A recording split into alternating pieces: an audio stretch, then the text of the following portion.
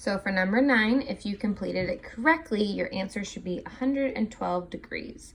So 2 times 32 is 64.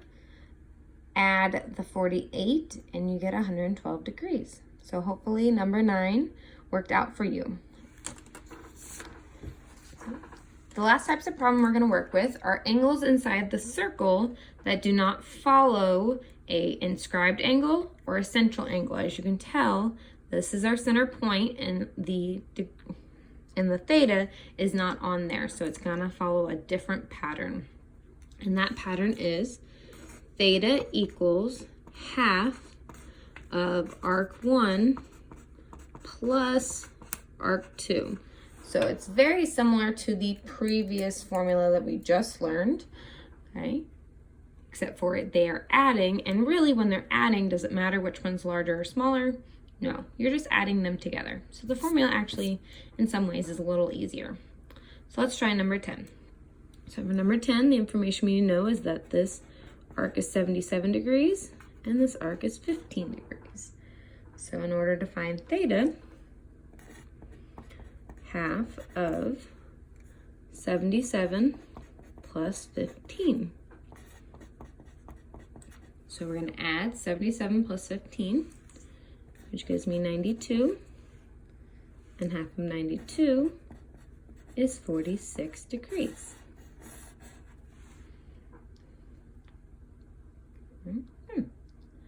Let's try number 11. Now 11, we're trying to find an arc, so I need to give some information. So this measurement is 32 degrees, and this arc is 52 degrees. Okay, and so, oh, I didn't write the other formula. So 2 times theta equals arc 1 plus arc 2. So 2 times 32 equals x plus 52.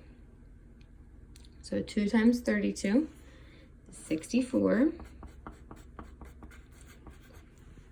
And we're going to subtract 52 to the other side. So x equals 12 degrees. Okay, good. Now we have number 12, last problem. This arc is 190 degrees and this arc is 78 degrees.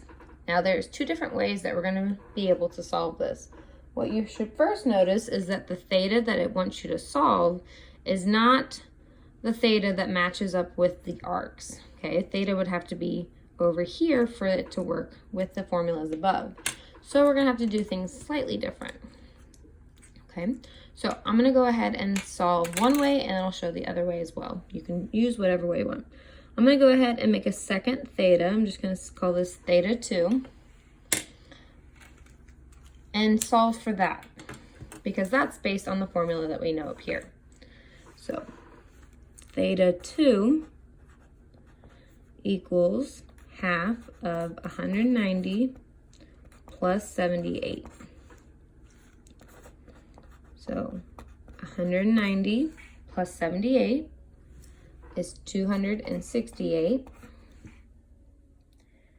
and half of 268 is 134 degrees. Now remember, that solves for this angle. So what do we know about this angle and this angle? Well, hopefully you recognize that they make a linear pair and that they're right next to each other, they're adjacent, and so therefore they make a straight line, so therefore they're a linear pair, which means they're supplementary. Lots of vocab words I just threw out. But remember, if angles are next to each other and they make a straight line, then they equal up to 180. So theta plus theta 2 equals 180. Well, we know theta 2 is 134. So if I subtract, that means theta is 46 degrees. And so that's one way you could solve for theta. The other way entails thinking about the arcs. So we know this is 190, and we know that's 78. And we know the whole circle is 360. So I'd be able to find what the leftover arc measurement would be. So 360 minus 190 minus 78 is left over with 92. Now, I don't know how much one is over the other. I just know that the total arc left is 92. But does it really matter how much one is versus the other? No, because in the formula, I'm adding them together anyways. So if I know the total amount of arc is 92, then I can just use my formula, and theta equals half of 92, which would equal 46 degrees. So whichever way makes more sense to you, that would be how you could solve number 12.